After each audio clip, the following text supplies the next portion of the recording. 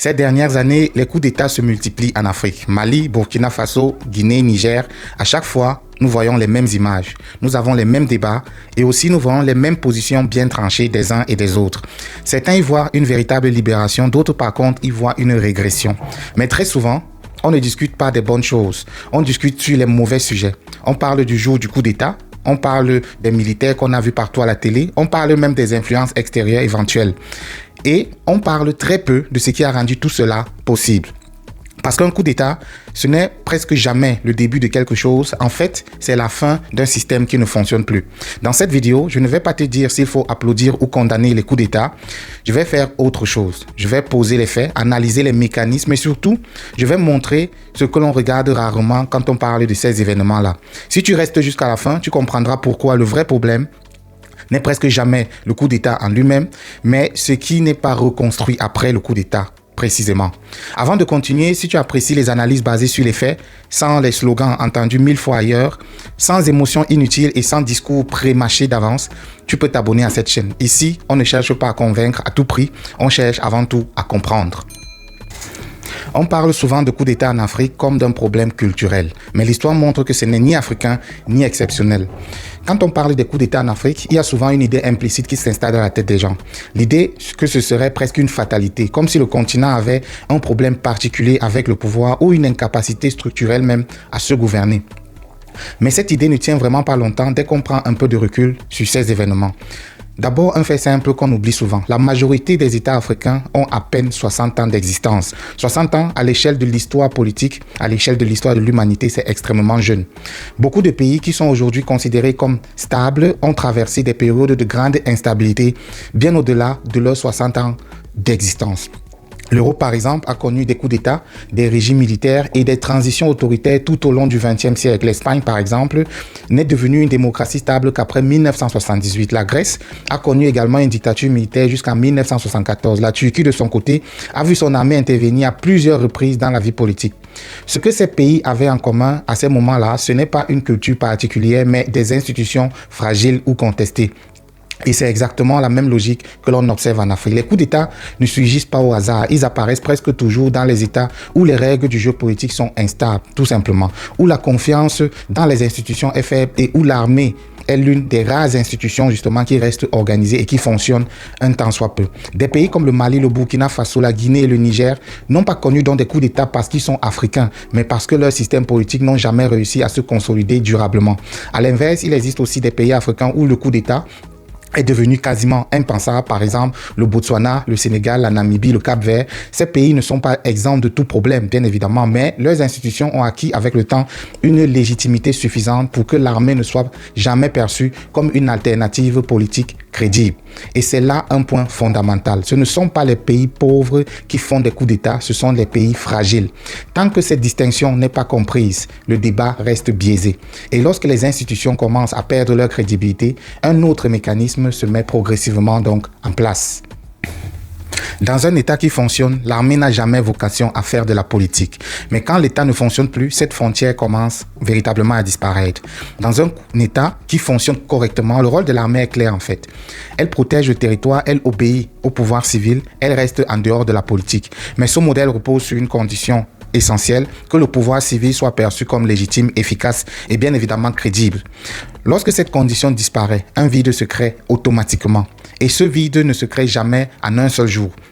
Il apparaît parfois après des années de dégradation lente, des élections dont les résultats sont contestés constamment, des scandales de corruption répétés, une insécurité persistante dans le pays et une économie qui offre véritablement aucune perspective réelle à la jeunesse. Au Mali, par exemple, avant le coup d'État de 2020, les manifestations se multipliaient véritablement dans le pays, la colère sociale montait et l'État semblait justement incapable de reprendre le contrôle de la situation. Au Burkina, c'était pas très différent.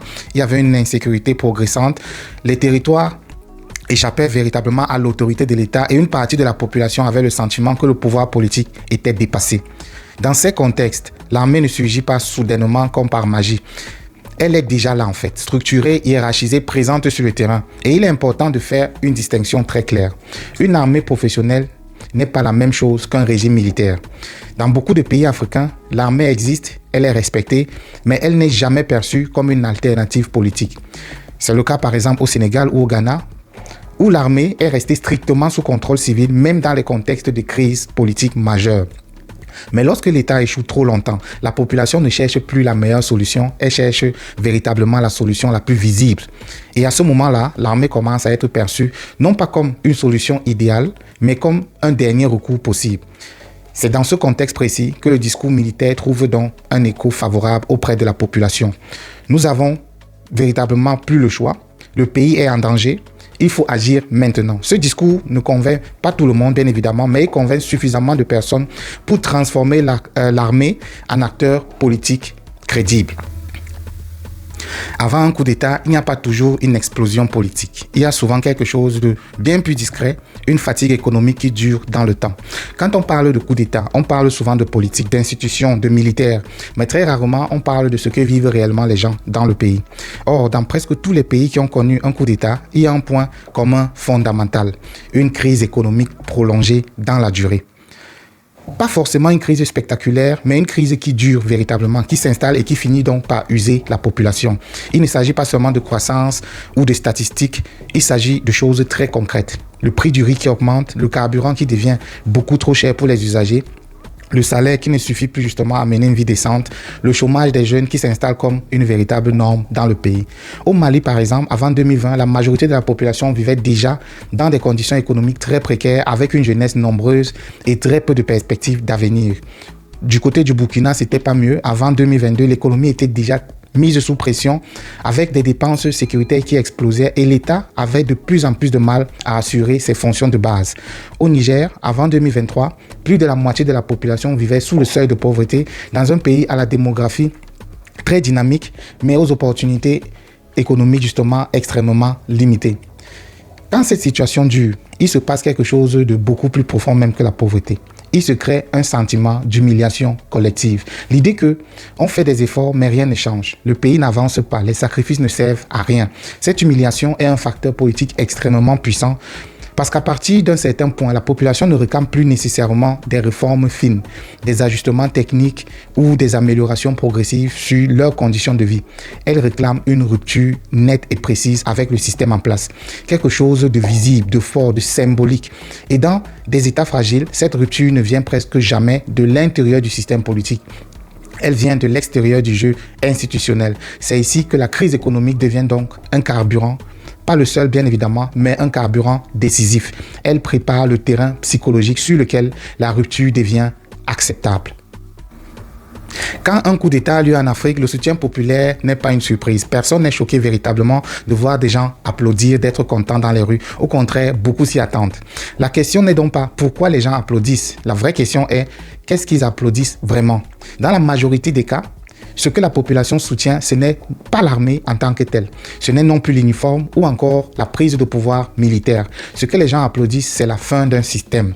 Un système qui juge bloqué, un système qui juge incapable de se réformer suffisamment pour changer la vie de la population, un système qui, à leurs yeux, ne produit plus ni justice, ni sécurité, ni perspective d'avenir. Quand un président est renversé après des années de crise, les applaudissements traduisent donc souvent une chose très simple. Au moins, ce chapitre est terminé. Et il y a là en fait un immense soulagement. Pas forcément de l'enthousiasme, mais le sentiment que quelque chose change enfin. Et c'est pour cela que cette réaction est si fréquente. Et c'est pour cela qu'elle est souvent aussi très mal comprise. Parce qu'on interprète ces scènes comme un soutien à l'autoritarisme, alors qu'il s'agit avant tout d'un rejet profond de ce qui existait avant. Mais cette adhésion a une limite très claire.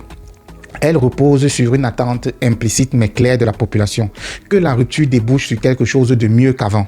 Les gens n'applaudissent donc pas pour l'armée, ils applaudissent en attendant autre chose. Et c'est précisément là que se joue la suite. Parce que une fois l'ancien régime tombé, une nouvelle question s'impose très vite. Et maintenant, qu'est-ce qui se passe? Et c'est précisément là que quelque chose bascule. Quand l'ancien système est rejeté, la question n'est donc plus simplement de savoir ce que l'on veut ou ce qu'on ne veut plus. La question devient par quoi on remplace tout ça. Et dans beaucoup de pays africains, lorsque toutes les options civiles semblent bloquées, une idée finit donc par s'imposer dans les esprits. Le coup d'État n'est peut-être pas une solution idéale, mais c'est peut-être la seule réponse encore possible pour régler nos problèmes. En Afrique, beaucoup de gens ne voient pas le coup d'État comme un problème en soi, ils le voient comme une réponse. La question est donc une réponse à quoi véritablement? Dans les discours en Afrique, généralement, le coup d'État est présenté comme une solution à plusieurs impasses. L'impossibilité d'une alternance crédible. La classe politique est jugée comme totalement corrompue et peu importe ce qu'elle va générer comme solution, on n'y croit plus. Des élections qui sont perçues comme verrouillées, le système électoral, le code électoral sont faits pour que le parti au pouvoir le reste. Nous avons également une corruption qui est jugée systémique et aussi une insécurité que l'État n'arrive plus à contenir, des braquages, des meurtres, etc. Dans ces contextes-là, continuer comme avant n'apparaît plus comme réaliste. Le coup d'État devient alors, surtout dans l'imaginaire collectif, une forme de reset. On redémarre tout et on repart de zéro. Ce n'est véritablement pas un idéal, mais un moyen véritable de repartir de zéro. C'est exactement ce que l'on a vu par exemple au Burkina Faso. Avant la prise de pouvoir des militaires, le sentiment dominant était celui d'une perte totale du contrôle, perte de territoire à cause des terroristes, perte de confiance, perte d'autorité de l'État. Dans ce contexte précis, la rupture a été perçue par une partie importante de la population justement comme une réponse à l'impuissance du système précédent. Et depuis, certains éléments mis en avant publiquement, initiatives militaires, discours de souveraineté, mobilisation nationale, ont renforcé cette perception chez beaucoup de personnes. Ces éléments existent, ils doivent être pris au sérieux. Mais c'est ici que l'analyste doit aller plus loin. Parce qu'une réponse n'est pas forcément une solution. Un coup d'État peut répondre à une urgence, il peut interrompre une trajectoire jugée dangereuse, il peut redonner même le sentiment que l'État agit. Mais il ne dit rien à lui seul de ce qui va être construit par la suite. Et c'est précisément cette confusion entre réponse immédiate et solution durable qui constitue le cœur du problème même. Car si la rupture répond à une crise, elle ne garantit rien à la sortie de cette crise. Le vrai débat n'est pas de savoir si un coup d'État est bon ou mauvais. Le vrai débat commence après la rupture. Et c'est là que presque tout le monde se trompe. Arrivé ici, il faut véritablement faire un pas de côté. Parce que le débat n'est plus de savoir si un coup d'État est justifié ou non. Ce débat en Afrique existait déjà et il est très souvent tranché même dans l'esprit des populations. L'angle mort est ailleurs. Il commence quand on confond réponse immédiate et solution durable. Un coup d'État peut répondre à une crise ponctuelle. Il peut stopper une trajectoire jugée dangereuse. Il peut redonner pendant un temps le sentiment que l'État agit de nouveau, fonctionne de nouveau. Mais ce qu'il ne fait pas, c'est reconstruire automatiquement un système. Et c'est là que beaucoup se trompent. Parce qu'après la rupture, les mêmes questions reviennent toujours. Qui décide réellement? Sur quelles règles? Avec quel contre-pouvoir? Et pour combien de temps? L'angle mort, c'est de croire justement que la rupture suffit. Alors que tout dépend de ce qui vient après la rupture, justement. Est-ce que les institutions sont renforcées ou simplement mises de côté? Est-ce que la justice redevient indépendante ou simplement silencieuse? Est-ce que les règles de jeu, justement, sont clarifiées ou remplacées par un état d'exception prolongé? Et surtout, est-ce que l'armée prépare son retour à sa place? Ou est-ce qu'elle devient l'arbitre permanent du pouvoir? Ces questions ne sont pas idéologiques, elles sont structurelles.